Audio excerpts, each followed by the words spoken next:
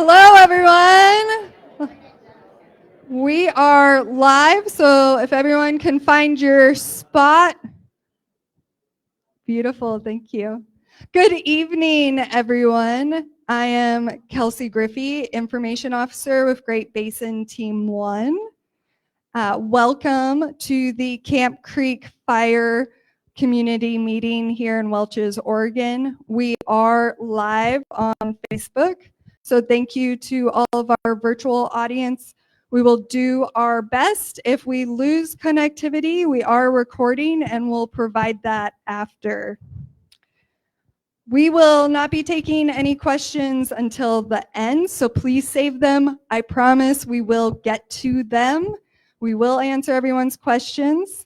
For those virtually on Facebook, please put your questions in the chat. We have PIOs standing by to answer them, and we'll do our best to answer some of them live here. So, little update on the Camp Creek fire. It was mapped aerially last night. So, our most recent acreage is 1,606. The Camp Creek fire is still 0% contained, and there are 253 personnel on the fire. Our speakers this evening are Scott Klein, Division Chief of Hoodland Fire District, Jeremy Goers, our West Zone Fire Management Officer from Mount Hood National Forest, Isaac Ponning, our Operations Section Chief for Great Basin Team 1, Daniel Neibauer, our Interim Deputy Disaster Manager for Clackamas County, Melissa Havel, Portland General Electric, and Gar Abbas, our Deputy Forest Supervisor for Mount Hood National Forest, and Evans Quo, Incident Commander for Great Basin Team 1. I'm going to bring up Scott Klein. Please join me, and we'll get this going. Thank you, everyone, for joining us this evening. Great crowd. Thank you for showing up tonight. I'm glad to see everybody here to gather information on the fire. I've been trying my best over the last couple of days to bring information to everybody as I can. And I'm going to continue to do that online. And as we can, we'll start to update our website at Hoodland Fire. For everybody wanting to know what Hoodland Fire is doing on the fire itself, we have used one of our water tenders, 3,000 gallon truck that is actually on the fire line assisting supplying water to the other firefighters out on the land. And then on top of that, we are working with our partners, Clackamas County, Forest Service, ODF, PGE, and trying to map out what may happen if this fire decides to take a run. And I'll let the other people talk about evacuations and stuff like that. On top of that, I want to thank the Lions Club for less than 24 hours allowing us to use this venue. Yes, we have packed it. And I am extremely grateful that we have done this. So I will turn it back over to Jeremy. Thank you so much, Klein. Jeremy Goers, West Zone Fire Management Officer for the Mount Hood. Thank you. All right, I'm going to be talking about the initial attack of this. So the first pretty much full shift, so the first full day of this. I think a big part of this is I'm a resident. I live up here. My family lives here. My kids go to this school here. So I have a pretty good idea of what this fire means to this community. And I can tell you what it means to me. It's probably one of my two worst case scenarios out there. So we were notified at 0200, 0250, the PGE, Portland General Electric, their Pano AI cameras picked up a smoke in there from lightning from the night before. That was able to triangulate the exact position of where the fire was. Super important for us to have that. That allowed us to get Forest Service engines out there, a Forest Service incident commander. We had Hoodland Fire out there, Corbett Fire, Clackamas Fire District. And time they got out there, it was about 10 acres. And biggest concern at that point is, yes, it's the bull run. The water supply is extremely important. The other things they have going on is the headworks facilities and just all the structures that are in that area. And so they were really focused on trying to get as much people there and as much horsepower as they possibly can to try to get this thing out. So when they arrived, they had flame lengths 2 to 3 feet, so about this high, and it was burning in extremely heavy fuels. The fuels aren't there. If you have the duff, so the burnable layer below the ground is anywhere from 4 to 6 feet, and you have old growth trees out there that are 150, 200 feet tall, so you've got 200 feet of burnable material from below the ground to above the ground. You all know how dry it's been this summer. Haven't seen a whole lot of rain, and so we definitely had our work cut out for us. At 0700, able to walk around the fire. It was 33 acres, so definitely some substantial growth with that. Started to get more crews in at 9 o'clock. 10 o'clock, we started to get some of our first helicopters that showed up. They were using reservoir number 1 to pull water from, and they were able to take water from there and drop it on the fire. Very quick turnarounds for that stuff. At noon, our first hotshot crew arrived. That was in the area, so Vail Hotshots. And at 1300, got approval for using retardant in the watershed, which is a very big deal. Took a lot of discussions amongst folks on the forest with Portland Water Bureau. Got that approval, and so those first retardant ships started showing up at about 1400. We had the scoopers out there, big scoopers, the CL215s, the 415s, and the fire bosses throughout the day. And throughout the day, had more people showing up, and we threw everything we had at this thing. Between crews and aircraft, steady supply aircraft, and at the end of the night, 2100, so 9 o'clock, it was 60 acres.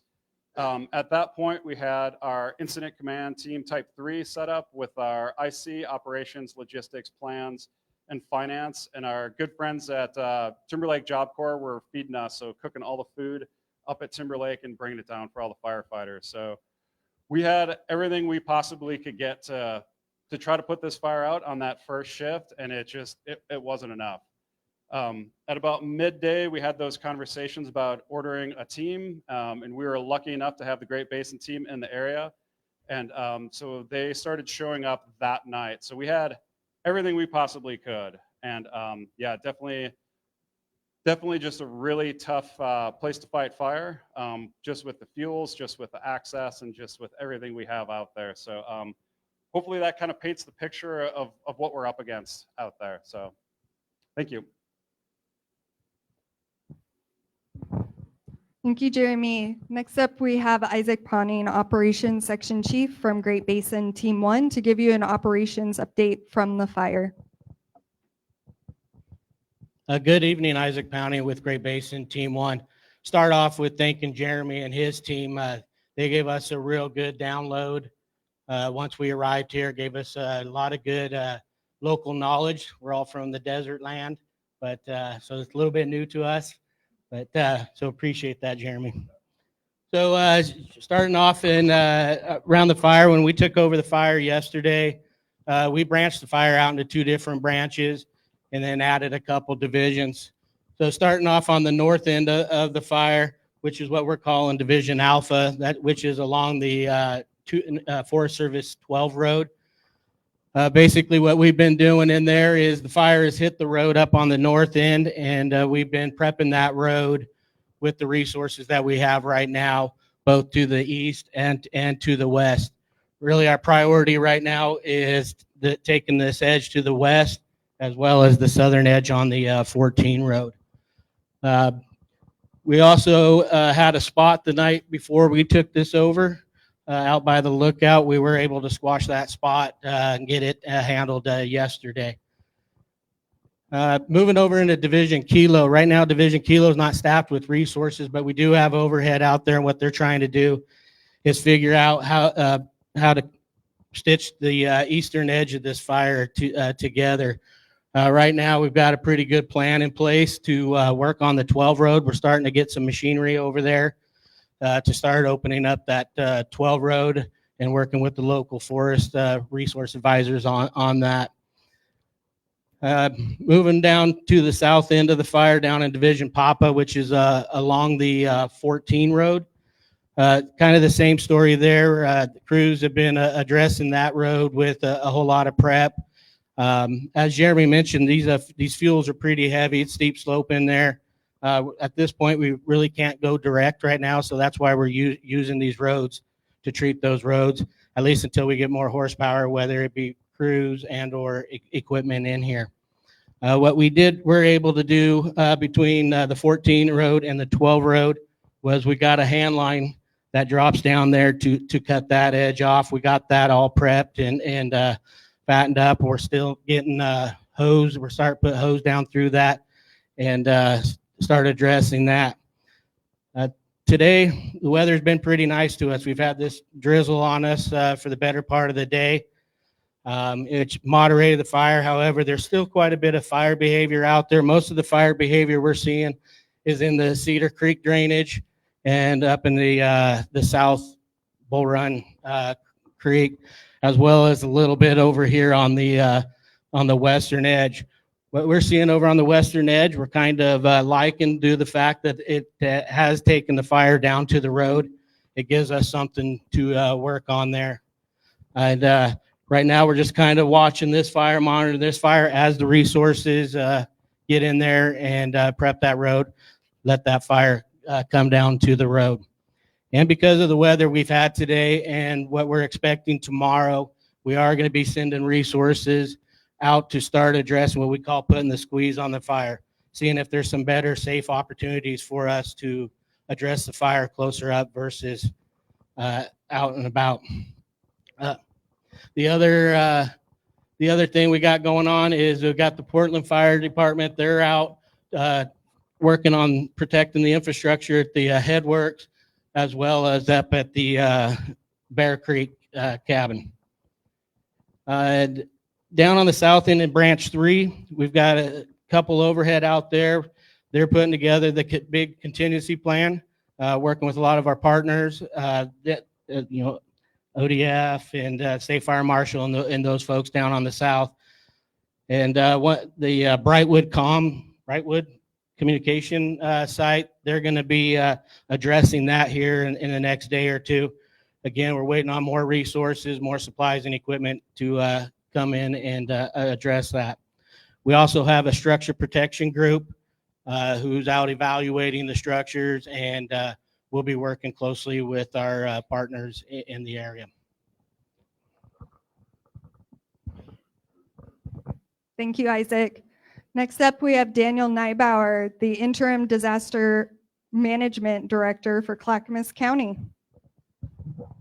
Thank you. Good evening. Clackamas County's Emergency Operations Center is activated, and we're working in coordination with all these partners that you see here. We're planning for multiple contingencies for this fire. There is an updated evacuation planning map. You can see it here behind me. You can find it on the county webpage. You can also take a look at it with me when we get to the breakout sessions. The key for Clackamas County, as far as this evacuation alerting goes, is this 14 road that they talked about here. We're looking for if this fire were to become established past that road, meaning the fire has extended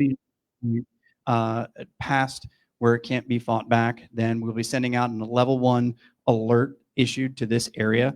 That area, as currently set, is south of the Mount Hood National Forest boundary, west of Barlow Wayside Park, north of Sandy River, and east of and including 45051 Southeast Marmot Road.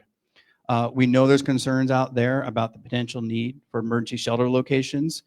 We've also heard concerns about the potential for emergency animal shelters. Clackamas County has identified locations for each of these situations. And for both of these, I want to be clear, these are treated as locations of last resort. They're expected to be busy if they open up. It's better to find places with family and friends now. Check in with them, see if you can go there, make their contingency plans now. Please plan now for if there's an evacuation so you know where you can go. That being stated, the locations that we've located for the sheltering people are in Oregon City, and for sheltering animals is in Canby. We're trying to work on backup locations for these that are closer. But let me be clear, these places are not open yet. We're planning to open them when a given area, for when this zone or any other zones that we may define, reach a level 2 evacuation for animals and a level 3 for community members. In the meantime, please go sign up for public alerts. There's information on the back table. You can come talk to me. This is our best way to reach you for life-saving alerts if we need evacuations or other emergency notifications. You can sign up. You can sign up for you on multiple addresses. You can sign up multiple people for your address. If you're worried about communications, sign up a friend and family member who can contact you on your address. And I can help anybody that needs to learn more about how to do that. If you've to find that, search Clackamas Public Alerts, and it'll be pretty much the top 1 or 2 results. And again, I can help you get to that website if you need to. If you have signed up for public alerts in the past, log into your account. Make sure your phone numbers haven't changed. Make sure your emails haven't changed. Make sure your address haven't changed. If you can't remember your log information, doesn't matter, create another account. We can easily identify duplicate accounts and eliminate the older one.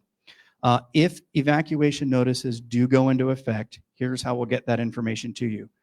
First is we'll use public alerts. So sign up for public alerts. That's the easiest way for us to identify you. It'll go to your cell phone via a call, via text, or via email. You can choose all 3 or which one suits you best.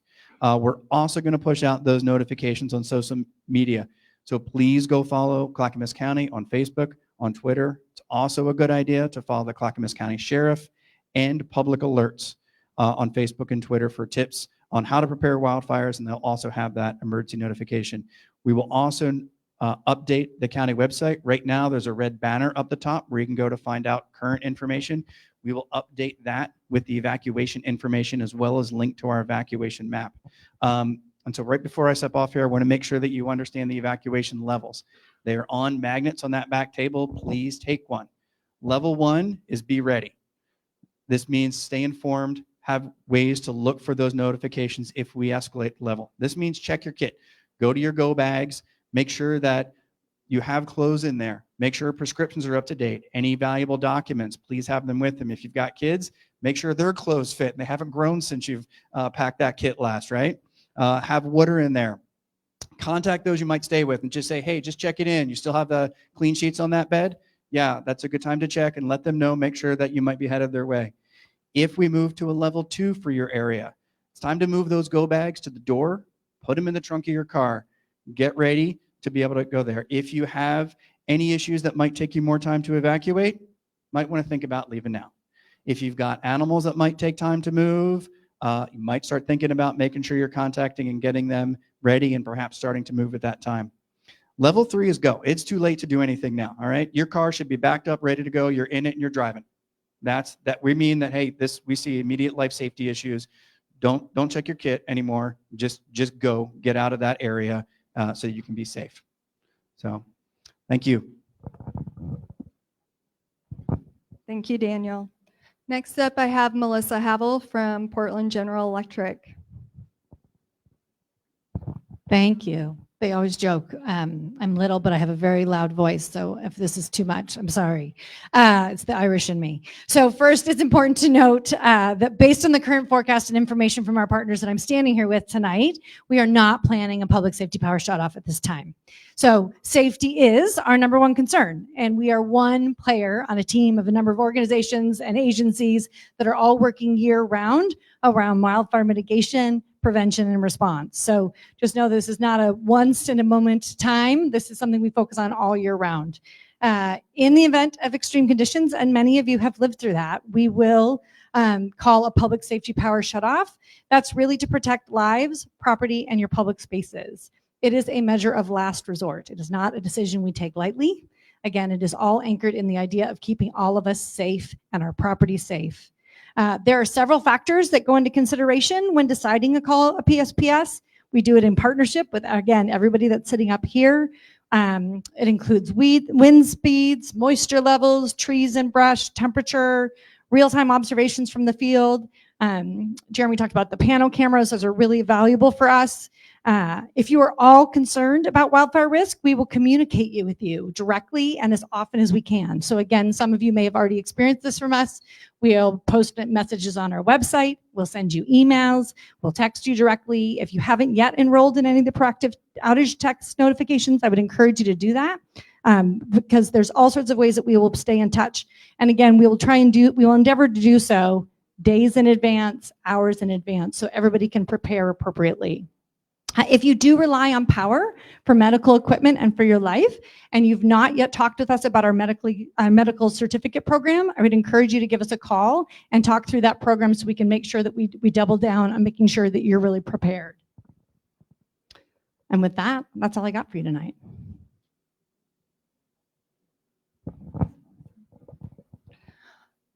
Gar Abbas, Deputy Forest Supervisor for the Mount Hood National Forest. Great. Well, thanks everybody for coming out tonight. We really appreciate seeing how many folks are interested in what's going on. Obviously, I'm here representing Mount Hood National Forest, but also wanted to kind of stitch back together what you've been hearing, I think, over and over here tonight, is that this is a multi-agency approach, of a strong partnership.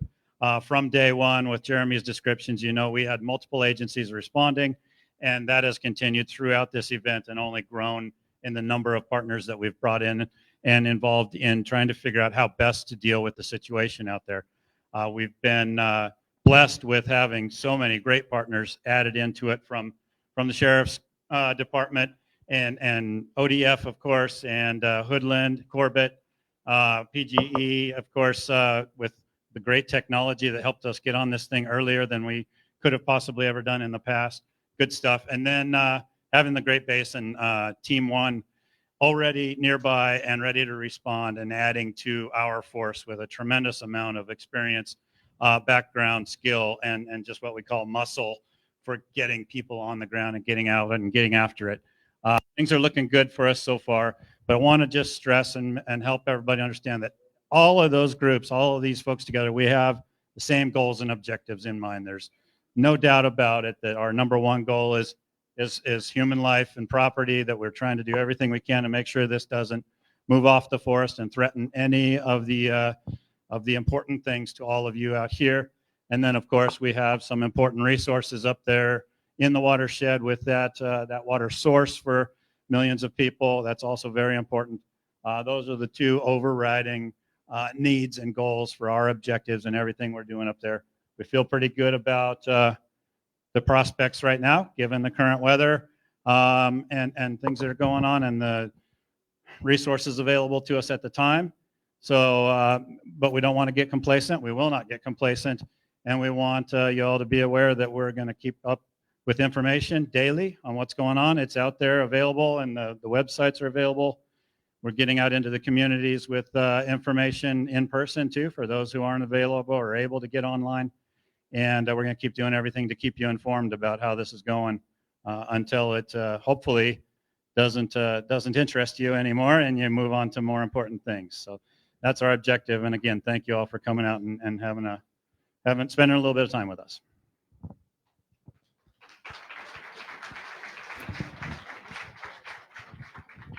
Thank you, Gar. Good evening, everybody. Can you hear me okay? Been told that I have kind of a soft voice, so I'll do my best to amplify. So my name is Evans Quam, I'm the incident commander for Great Basin Team 1. And what we mean by the incident management team, I'm also a wanderer. What we mean by an incident management team is we've got about 70 some odd individuals, people like Isaac in operations. We also have folks doing logistics, plans, finance, all the functions, the public information. So when we come in, we're always asked to manage the fire. And when we say manage the fire, it's not just put it out or fight the fire, but it's also manage everything associated with that fire. Some of that involves coordinating with all the other entities, all the other jurisdictional agencies at the federal, state, local government level, such as emergency management, law enforcement, but it's also coordinating with utilities such as PG&E. And then we always have a very important role too in keeping the public informed. So that's our intentions of these meetings. You heard from Isaac what our plans are operationally out on the ground, but I want to touch a little bit on the why behind what we're doing, why we're doing it, and then also talk a little bit about our intentions moving forward. Mike, could you scroll up a little bit so we can show more? I really want to show where we are. So on the bottom of the map, we have Highway 26. So, and we are right about here. So that kind of gives you a good reference point of where we are in relationship to the fire with Sandy just off the map. Currently, the fire is several miles north of the Marmot Road communities, and that's probably the closest that we have right now. But this fire in particular has a lot of values all around it, mostly on the west side and the north associated with the Bull Run watershed, the Portland Water Bureau, all their infrastructure, but also to the south, we have not only the PG&E transmission line, but then we also get into some of the communities north of Highway 26. The concern that we always have is this is going to be a challenging fire to put out. Jeremy mentioned some of the challenges on initial attack, why they couldn't catch it. Isaac talked about some of the challenges of what we're dealing with out there. So we are efforting to try to keep the fire as small as possible. And that has been our primary management direction from the Forest Service and the Oregon Department of Forestry is keep this fire as small as possible to the extent possible where we don't put firefighters at undue risk. Okay. So we are efforting our best, to give it our best shot to keep it small. And as Isaac was describing, we have a road network inside the watershed. We've identified that road network as probably our best shot right now at keeping the fire as small as possible and still inside the watershed. If we're unsuccessful though, because we're dealing with quite a bit of uncertainty with wildland fire. Not only is the weather uncertain, but what could possibly happen out there. Different things happen. So when we have about 40 to 50 days of fire season left, this little moisture event that we're getting, it's temporary. And it's probably going to be short-lived. And it probably won't have a significant enough effect to stop this fire. It's really dry out there. And these fuels are about as dry as they could possibly get for the summer. This rain is helping to keep it tamped down, but underneath that very dense canopy, the fuels aren't getting much of the way of the moisture. So they're still burning actively, and as soon as it dries up again or we get a little more wind, it's going to get active again. So what we were trying to do is take advantage of this calm in the weather to buy us enough time to do all the work that Isaac was describing to may be able to utilize the road network around this fire to keep it inside the watershed. Should that not be successful, and we get a weather event or a push that comes out of there and it crosses the 14 road to the south and starts pushing down towards the Marmot and Highway 26. That is what all of the stuff that Daniel talked about, all the coordination that we're doing with Clackamas County Emergency Management, all the coordination that we've been doing with Clackamas County Fire, Oregon State Marshals, Oregon Department of Forestry, because now their land starts becoming involved, as well as BLM. So it's our intention to try to keep it inside the road network, but I'm not in the business of giving you odds. I can't give you odds. I've been burned too many times, pun intended, I guess. But whenever I try to give odds on anything, but right now, let's just say we're giving it our best shot. And as things develop, as we see what the weather has to bring, we'll continue to keep you guys informed about what our chances are of holding the fire inside the road network. But all the contingency planning that we're doing, the notification procedures, informing you folks, keeping you guys informed is if the bad thing happens where the fire crosses the 14 road and starts working its way south in such a way that we don't think we can slow it down or stop it, that's when we start going to trigger all these contingency plans that we've been developing with Clackamas County, Clackamas Fire, Oregon State Fire Marshals, Oregon Department of Forestry, et cetera, so on and so forth. We hope it doesn't happen, but hope is not a strategy. Okay. Let's see. So hopefully that explains a little bit of what we're doing. Our intentions is, yeah, we're here for a while, and we're not going to leave you. We're going to continue working this fire, and as things develop out there on the ground, we're going to try to report that out to the public with our daily updates, and then these periodic public meetings so we can have more of these in-person, one-on-one type of conversations and drill down into the things that concern you, because that's the other thing that we're really trying to strive for is we recognize that we're guests in your community, and as guests we want to be respectful, we want to serve your needs and fulfill all the everything that the agencies brought us in for. So I think that about pretty much covers what I wanted to touch on. I guess before I give the mic back to Kelsey for questions and answers, since I'm already up here, does anybody have any questions for me in particular? Yes, sir.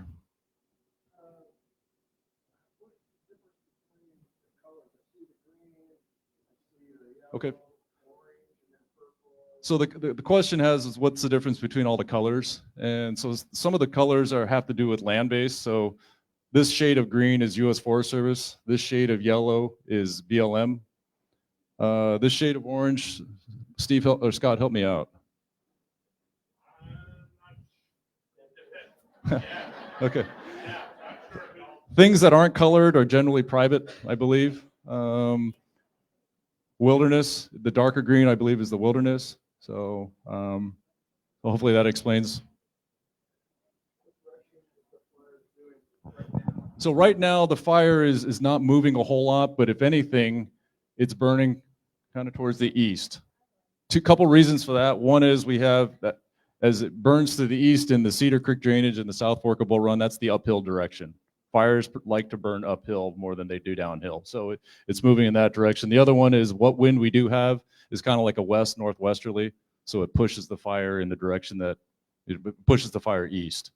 So Jeremy, can you answer how many days? You guys responded right away. 40 minutes. Before it was on the ground. Fire was discovered at 2:50, and we had folks out there at 3:30 on the ground. Yeah, good response time. Any other questions? I see a couple hands in the back. Okay.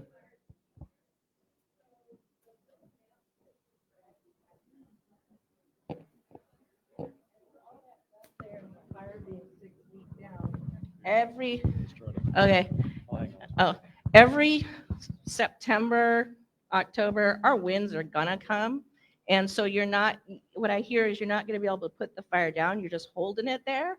So it feels like a bit of for me to relax, it feels like a bit of a powder keg waiting for our winds to come, because they are gonna come. So I have faith in you guys, but when those winds come, and what kind of speed of wind is going to make this fire start going from the ground to start crowning and go to the treetops? Yep. Because that's when the fires start running those hills and coming towards our town. Absolutely. So I just want to know, and I know once it gets, if not when, got to change my wording, if it gets out of the forest, will we still have the National Forest Agency being able to fight that? And yeah, I know we're at the mercy of Mother Nature right now, as to how I see it. Okay. So I just want to know a little bit about fire behavior, what kind of wind speeds. So if I watch the wind direction and wind speed forecasts, because this isn't going to be over in a few weeks. Like all of September, we're going to be sitting on pins and needles. So anyways, if you can just answer. So let's see. There was a number of questions there. Let's address the fire behavior question first. So yes, it is burning. It's right now, after it burns through an area with the open flames, then it starts smoldering and then it burns deep because there's not a lot of fuel moisture in that duff. So yeah, it goes deep. So the normal progression of fighting fire is, we jump on it, we grab onto an edge, and we start constructing control lines, or we use roadways to stop the fire forward movement. Our first goal is to stop the spread. Once we stop the spread, then we can start mopping it up. In other words, start extinguishing it completely. But we've already started mopping up in certain places. So where it has come out to our control lines on the north side up against the 12 road, or down on the south side up against the 14 road, we've stopped that progression. So at that point, we can now start to extinguish it all. The deeper that duff is, it really helps to use water rather than no water. So that's where we have a bunch of engines and water tenders and whatnot, other type of apparatus out there that, as well as on order. So we call it putting a boot to it as we mop it up. So stop it, mop it up, control it, cool it off, so that when those winds do pick up, at least those areas we're not worried about. Now, are there going to be portions of this fire that we haven't mopped up yet? Absolutely. This is, fairly decent sized fire with some very challenging terrain. So we're not going to be able to get all the way or 100% around it up close, especially where there aren't any roads. It's pretty challenging to get in some of those places. So, but the more of the perimeter we can control, the lower the likelihood when those winds, if and when they do materialize, it'll either push back in on itself, or if we do leave an edge open, then at least it's not the entire perimeter. It's just a portion of it, which is a little bit easier, not completely easy, but a little bit easier to control and slow that down and stop it. So let's see, I'm not sure if the last question you had was if this fire gets off of Forest Service jurisdiction lands, that doesn't matter to us. We're an interagency incident management team. We are currently working for both the U.S. Forest Service and Oregon Department of Forestry, and ODF has jurisdiction for state and private land. So that gives us the authorization to pretty much work anywhere. So, did I get all your questions answered? I'm sorry? Wind speed. So the thing about wind is interesting. If the wind comes out of the west, well, that's favorable for the folks that live to the west of the fire because it's blowing the fire away from it. It's unfortunately unfavorable for the folks that are on the east side. So for folks down here in Marmot Country or Highway 26 or Welches, north wind would not be your friend. It doesn't take that much, to be honest, if it's hot and dry. Right now we could probably withstand quite a bit of wind because things are fairly damp and subdued. But, you get a 15, 20 mile an hour wind. And if, as you described, if those trees start burning, torching all the way out, burning all the way up to into the canopy, they could start lofting embers, which will then cause spot fires to go half, quarter mile out ahead of it. That's been one of the challenges with this fire from the initial attack onwards was all that moss and lichen on those large trees. When they catch on fire, they're very light. So they're very subjective to the convective lifting, kind of like a hot air balloon. And so they just loft up there and float around until they land on the ground. And where they land, there's a receptive fuel bed, enough dry fuel, those embers from that burning moss then start. So you could build a fire line right here, but then if you have this type of ember action goes over your top of your head and lands outside of your line, that's when you start, sorry. That's when you start to, yeah. I hate being fenced in. I need a dog collar. And so I think I got your question answered in the blue shirt.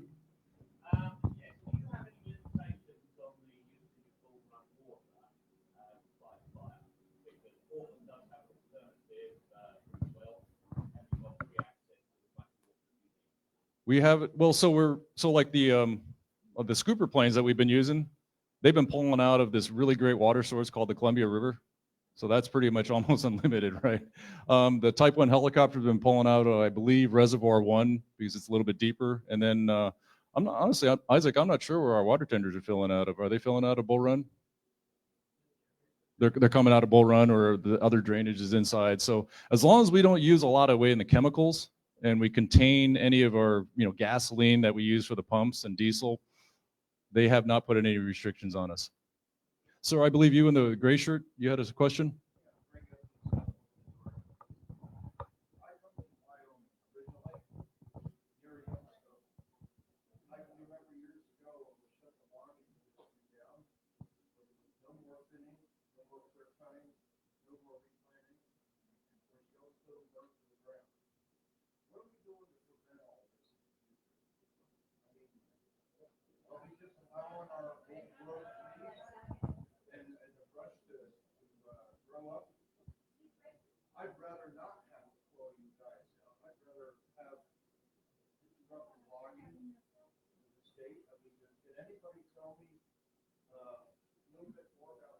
You bet. This sounds actually like an agency question, so I'm going to take the easy way out and hand the microphone to Gar.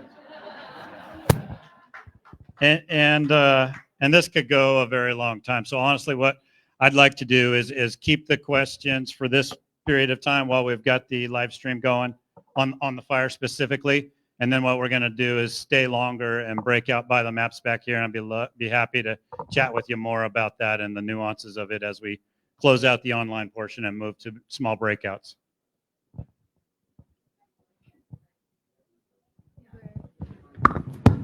Oh, okay, sorry. So you stated earlier that this fire is now currently 0% contained.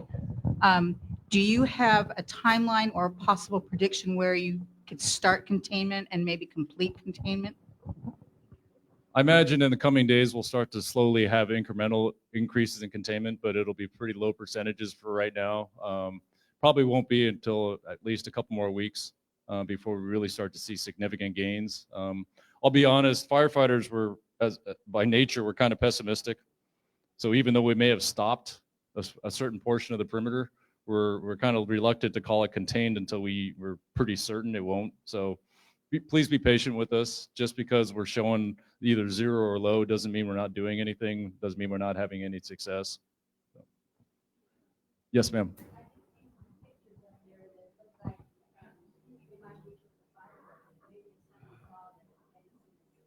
Yep. Mike, you have those pictures? Okay.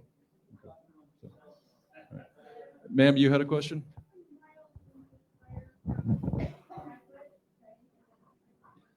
I'm sorry, I didn't catch that. How many miles away from Brightwood? I know. Isaac, can you do a quick? How far from Brightwood? I mean, we're 8, 9, 10 miles? I think that's approximately 5 miles. We charted that last night. Okay. 5 miles. To Brightwood and then, no, but through as the crow flies, not. Yeah, as a crow flies. Sir in the back. Understanding that the Bull Run water is the priority of this fire, and you only have 250 personnel currently as resources for the fire. What are the percentages that are on that side versus Road 14? And what would increase the priority of Road 14 besides just breaching that lower boundary? We're an equal opportunity. We're trying to grab all the flanks because if we can do that, I mean, our original goal, our primary goal is to keep the fire as small as possible. And up for a number of reasons. One is, yes, you're correct. It does protect the watershed and the watershed values, but it also keeps the fire from going towards residences to the south. So we're like an equal opportunity. We put the firefighters where we have the best likelihood of success. And, you know, I mean, if you want numbers, I'd say it's pretty evenly split between north and south. Oh, we are bringing, we have orders out. But so what's going on right now in the country is we're at the peak of Western fire season, and we've got, I think, 10 or 12 large fires going on in Oregon, Washington that are, you know, that require an incident management team like mine on them. In addition to that, in the last 48 hours between Oregon and Washington, mostly on the west side, I think they took about 120 new fire starts. And every one of those, well, and those fires are everything as the size of that table to 20 acres to 100 acres, and every single one of those fires, it requires resources.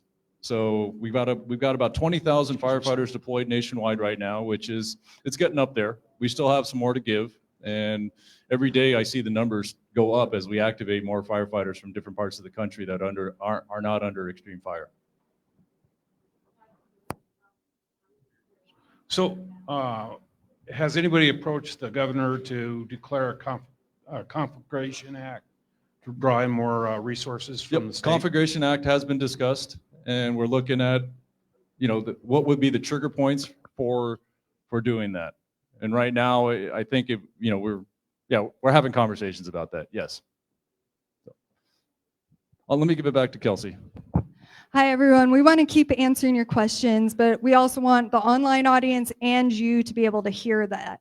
So if you could please come to the Michael in the center aisle when you'd like to ask a question. We're going to do a few more, and then I'm going to send all of our subject matter experts to these maps around the room.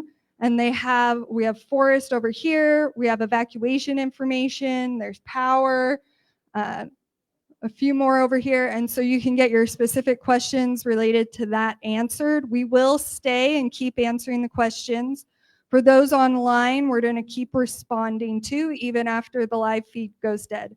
So we'll just take a few more live here and then we'll break out. Thank you.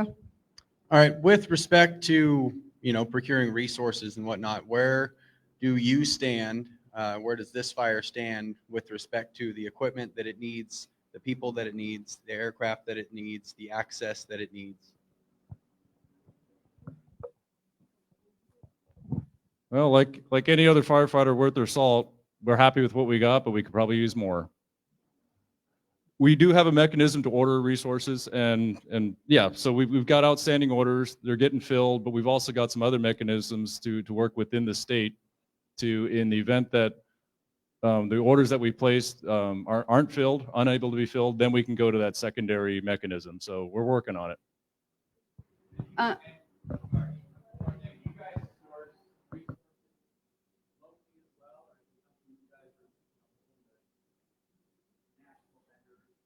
Well, we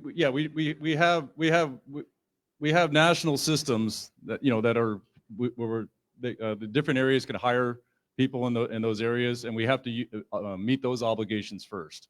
Once we exhaust those obligations, then we can start looking at emergency hire of additional people that didn't sign up ahead of time.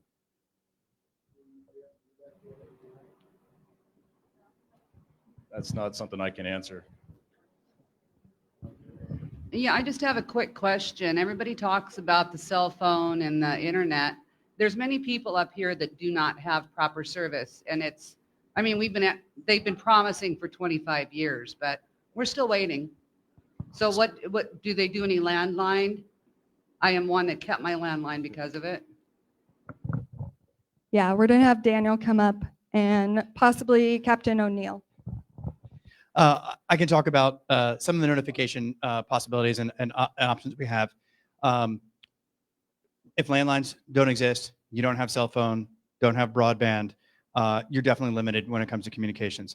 When you sign up for public alerts, you can sign up to have other people tied to your address that have a cell phone. So what options you do have, you can help have someone from out of the way that has a means to reach you to come notify you, however they would normally notify you. I realize you're limited in terms of what that communication is, but that's one of the things that we strongly encourage, is have somebody outside the area that can get communications do that. If you know neighbors that have better communications, amateur radio, friends that have amateur radio, they can put channels around, handheld radios to do that. These are all for level 1 and 2 evacuations. I'll let Captain O'Neill talk about what happens once we reach that level 3, you have to go notification. Good evening. I'm Captain Brad O'Neill with the Clackamas County Sheriff's Office. I work hand in hand with Daniel. We've been on this since Saturday morning early, I think. Friday, yeah. I don't even know what day it is. But yeah, so once we do reach a level 3, what we end up doing is sending Sheriff's Office personnel door to door in those level 3 areas to try and do our best to notify everybody, just as another safety check, to let you know that you are in a level 3. We are telling you it's time to go. And so it'll be up to you to make that decision that it's time to go. So that is another fail-safe. Someone want to talk about trap lines or other personal or information in the community? So especially up here where there is a possibility that the communications can go out, we're setting up some community areas where you can go to for information in person. So I'll let you talk about that. Yeah, so for information, we do understand the concern that you don't always have great service. And just to reiterate, we have information available on INCIWeb and the Camp Creek Fire Facebook page, but we also have stagnant boards that are being set up across the community. So we're looking for those opportunities up through Highway 26 right now, that looking at the Thriftway, Hoodland Fire Station, that will have the boards updated every day. We're also looking at having what we call a pop-up, and we'll announce that And we'll have public information officers there for the day to answer all of your questions. So we want to keep the information coming, and we want you to get it as quickly as possible. Sorry, got to remember my question. Just maybe talk about the, this is directed for the incident command probably, maybe the difference. I know you guys took over Sunday, but maybe talk about Saturday's fire behavior compared to the way the weather's changing for the last couple days' fire behavior. Kind of looks like we're getting into a little fall trend here that looks like it might stay with us, but that's my opinion. But just want to know what the difference is from Saturday when they got everybody excited, I think, with that big header and stuff, to the way it's been the last couple days. So Friday, Saturday, when this fire first took off, we were under a high pressure with a lot higher temperatures, unstable atmosphere conditions, which means the heat and the smoke is going to rise really easily, which means more oxygen, fresh oxygen comes in. So the fire is burning quite a bit more aggressively under those conditions. Plus there was also, it was fairly breezy, westerly winds, and those winds help fan the fire and push it in the direction. Since then, yes, this morning or late last night, we transitioned more into kind of the high pressure system moved off, and we got a little low pressure system coming in behind it, which brought with it cooler temperatures, more moisture in the atmosphere. Even to the point where, we had the windshield wipers a little bit this morning, but definitely the humidity went up, which has the effect of calming the fire down. And then I think, an incident meteorologist just showed up, and I got a quick chance to talk to him before I came out here, but he's saying there's going to be a series of low pressure systems come through with a little bit of calming in between each one of them. So we got another one coming in about midweek, and then another one possibly at the end of this week. So is it the beginning of fall? Well, maybe. But I think if we look at the historical weather, no, this is just kind of like a little bit of a blip. It's a series of like little low pressure systems coming in off the Pacific that it'll calm things down, give us a little respite, but probably sometime next week, I wouldn't be surprised if we return back to another high pressure moves in and we get back into typical September weather where it's, temperatures maybe in the 70s and 80s. But as we get closer into the end of September, into October, that's when I think you'll start to see more periodic low pressure system or pulses coming in. And when they start moving in from like the Gulf of Alaska, that'll probably be the onset of our fall condition. The thing that we are worried about, and I believe somebody brought it up before, is east wind events. Yes, those are likely. The one that happened a couple years ago in early September, if you look at the historical data, that was kind of an anomaly. They normally occur later in September. So are we ripe for one right now? Probably not this week, but we're keeping a very close eye on anything that would materialize, because when that Labor Day storm did occur 2 years ago, it was very obvious on all the meteorologists, all the modeling, it was very obvious to them, and they gave us a lot of warning. As soon as we find out about it, we'll let you folks know. Yep, this is probably for Daniel. You identified the lack of digital access up here, which even gets amplified worse when there's a power outage or a public safety power shutdown. We're constantly telling people to have a battery operated radio in their emergency kit. Why does Clackamas County refuse to use the EAS system over broadcast? You guys didn't send out one single EAS alert during the 2021 fire season. And for a lot of people up here, that's the only resource they have, and it's easy to do, but you guys refuse to use it. Certainly, we've learned a lot of lessons in alerting, and Captain Neal can talk about how we've changed our alerting procedures to get alerted out earlier and faster. And I think we've noticed some of the difference in that. Part of the reason we look at EAS and choose carefully to use it is because it notifies a 5-county area. So we do have that difficulty that it notifies a whole heck of a lot of people. And I understand that this is a life safety issue, and we like to use it for life safety issues, and you see it come out. So we judge carefully. We have changed our parameters for when we use it and how we use it. And if we reach a level 3 notification in this area, particularly where we know we have individuals that have limited access, we're going to reassess that use. And we're working now with the state to look at how we can use EAS more more specific to an area. But right now it does a larger area. And what happens is if we send out alerts for a large area, and we do that often, people start not to hear that alert. So we target our alerts and we do it, and we are looking carefully at how we send those alerts. And in life safety situations, we escalate the types of alerts we send. It seems to me, and I'll get out of your way after this, but it seems to me that even though EAS is not as granular as WIA and some of these other systems, it's that you can put information in an EAS alert as text or voice files to specify certain areas. And it seems to me that it would be better to do that and inform people than it would be to leave them totally uninformed, as a lot of people are up here, waiting until the last minute when they see flames coming over the ridge, and by then it's too late. Yeah, and I apologize. EAS is the emergency alert system. That is the tones that come across your television and your radio. It also targets specifically people who are watching television and radio at that time. So we can't do it everywhere. He is correct. We can put information in there. It is a tool in our arsenal. And after the 2020 wildfires, we have reassessed its use and when we would use it. One last question. Yeah, what I was going to ask, why can't they get more aggressive with the airplanes to put this fire out or get it way down before it explodes again? Because we got a period of time where it's dying down. That comes up a lot. We get that question a lot. I think the first answer is I think we have to manage our expectations of what aircraft can and cannot do. So let me try this analogy on you folks. Anybody here been in the Army or Marines? All right. Anybody here Air Force? Okay, so let me ask the Army or Marines first. How many wars or battles have the Air Force ever won?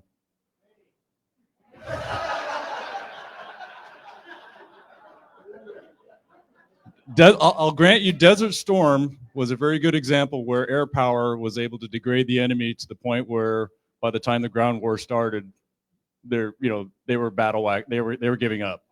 But if you look at history, at the very end of the day, in order to win a battle, take ground, secure it from the enemy, it requires a dirty soldier with a rifle in their hand on the ground, boots on the ground. The analogy is appropriate to firefighting. We use aircraft in conjunction with ground resources to knock the heat out so the ground crews can get in close. But ultimately, what it requires at the end of the day in order to secure a flank, hold that ground, and stop the fire is a dirty firefighter with a tool or a hose in their hand. I have a great amount of respect for the air crews. A ton of respect for the air crews. But at the scale that we're talking about, even when the fire is small, when you're dropping water on a fire, I'll use this analogy. How many of you have ever put a campfire out? Hopefully all of you, right? You didn't walk away from it. But if that fire was still burning pretty actively, pretty hot, you had a bonfire 4 feet by 4 feet in diameter, and you throw a bucket of water at it, what happens? Most of that water splashes on you or splashes on the ground, goes everywhere, anywhere but the fire itself. Okay, but if you get a good shot of water at it, you knock the flames out. If you just leave the campfire alone, after about 10, 15 minutes, it'll dry out enough, then the fire, and then the flames will start again, and it'll keep burning. But if you use that 5 or 10 minutes while the flames are out to get in there with a shovel or something else, open it up, roll the logs over, stir it up, use some of the wet dirt to extinguish the coals, now you're more effective. All right, that campfire analogy, now put it on a slope. What happens if you throw water at it? Most of the water is going to just drain right off and not go actually into the fire. So yes, you have a small fire. It's very easy to throw some water at it. It'll go out. But when you have a fire that starts get up to, on initial attack, 20, 30 acres in heavy fuels, heavy timber, with a canopy as dense as we have out there, it's like a whole bunch of little umbrellas out there. So all the water they threw at it wasn't penetrating the canopy, or it wasn't penetrating it enough to completely extinguish the flames. So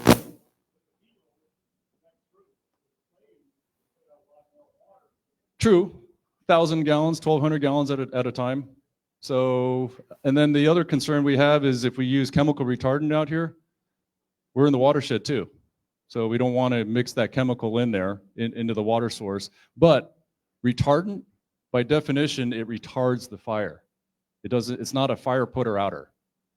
We drop retardant to slow the fire down, to buy us time to get the ground crews in there so they can open it up, stop it, secure it, and hold that ground. So, like I said, I've got a ton of respect for the aviators. They've bailed me out numerous times. They've made a difference on a lot of fires, but aircraft alone will not do the job, just like, unfortunately, Air Force alone will not do the job. Thank you, everyone. That's going to end the live portion of our questions. I have one more message, and then I will let you all break loose to get more questions answered at the maps. So can I have Jay Wilson come up real quick? Thank you. Do we have a slide for the wildfire partnership that Jeremy had shared? If we could bring that up. I've got to stand in the box. Thanks. I'm Jay Wilson. I'm with Clackamas County Disaster Management. I worked up here for many years following the floods in 2011. And I'm just really happy to see the turnout that we have tonight. And just to really applaud the strength that we have in the community is represented by all of you and all of you caring to be here, but the networks and the community collectiveness that all of you share as being residents up here in Hoodland. And so I wanted to bring your attention just quickly, this group that formed last year based out of the Hoodland district, but is for the whole Highway 26 corridor from basically around Sandy all the way up to Government Camp. It's called the Mount Hood Corridor Wildfire Partnership. And it's a collective of federal, state, and local agencies, fire agencies, community agencies. There's a scannable graphic here too. But it also is made up of homeowners associations and community planning organizations. And they've been some of the strongest members so far since we started in September of showing support, of having ideas, of bringing things like the Timberline Rim Wildfire Preparedness Fair last year in May, and a coming film festival about wildfire safety a little later on this year. And I just want to encourage all of you, plug into your homeowners associations, plug into your community planning organizations, inquire about this, because it's through those networks that we're going to be making a difference down the road around wildfire safety at your home, in your neighborhoods, in your communities, as opposed to only worrying about the response we're doing now. This is building in safety into the future for our communities. So thank you. Okay, one more time where you can find information. We do have information available on INCIWeb. I know not everyone is familiar with that website. That is INCIWEB, and you can search for Camp Creek Fire on there. There is also the Camp Creek Fire Facebook page. We will be posting there every morning by 9 a.m. a morning update. We will have operational updates by mid-morning. We will have afternoon updates if there's significant fire activity, and we'll have evening updates. We want to get the information out. Tomorrow, we will host another public meeting at the Corbett Grange at 6:30 p.m. And that will also be live streamed. We're going to keep having these public meetings if you're interested. So now I'm going to let everyone break loose. We're going to get the doors open. It's getting really hot in here, and you can.